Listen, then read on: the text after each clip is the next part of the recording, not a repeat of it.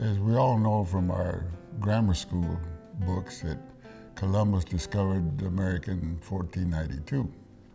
What is very seldom read or told is that only 27 years later, Cortés was already on the shores of Veracruz, landing with his troops and conquering Mexico. 87 years later, the Guerra family left Yáñez, Santander, Spain, and sailed to the New World and landed in Veracruz, Nueva España. It was not Mexico, it was Nueva España. From 1603, when they landed, they went to the silver and gold mines of Guanajuato, which was then named Salvatierra. From Salvatierra, they migrated to Mexico City. There, members of the family became officials, government officials. Through influence or service, they were deeded land in Nuevo León. The family drifted down and settled to a new township called Mier in 1748. They were given the lands, but on the north side of the Rio de las Palmas. So it took the family 147 years from the time they left Spain to the time they crossed into what now is called Texas. We were not in Texas territory. We were in Spanish territory. Then we became Mexicans because Mexico won their independence from Spain. Then when Texas won their independence, then we became Texans. Then the United States came in, then we became citizens of the United States. Then in 1862, the Civil War came on, and we became Confederate states. Then again, after the Civil War, the conclusion of it, we became American citizens again.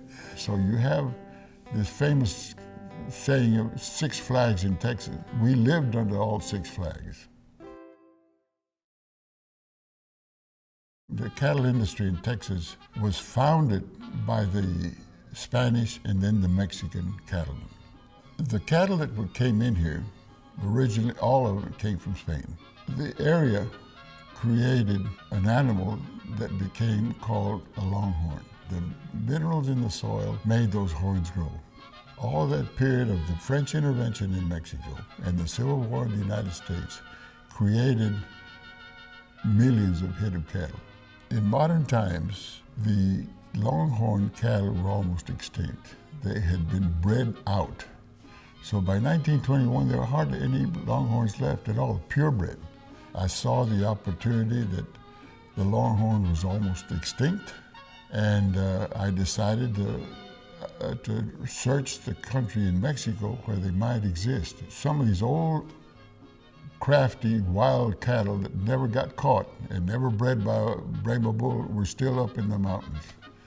And I went there and hired a crew of good ropers. And in a period of over about a year and a half, I was able to find 69 head of old cows that were 15, 16 years old, 17 years old, that were pure as the driven snow, that were descendants of the original cattle that made all those trail drives. I've got a small herd of longhorns that I have kept, and it's not cost effective. I'm losing money, but I'm preserving the pure bloodlines. And I'm very proud of the fact that I do have very special cattle. And as long as I live, I'm continuing to support them. I tell you, collecting is a fever. My mother was a collector. My father died when I was 5 years old. And I had an uncle who was an antique dealer. My mother used to go on field trips with him, buying trips. And of course, being an only child by myself and with no father, they took me along. So I traveled extensively with them. And this was right after the Depression and right after the Revolution, where nobody Americans, Texans, Mexicans, no one had any money. So they were living off their possessions.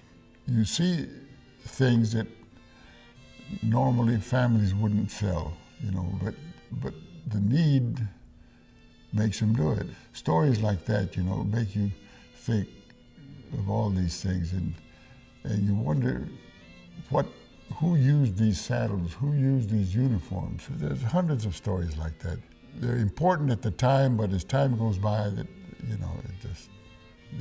get erased or forgotten. History is very interesting. I think it's more interesting than a novel. I can say that the Guerras are here to stay, and hopefully they'll be here for a long time.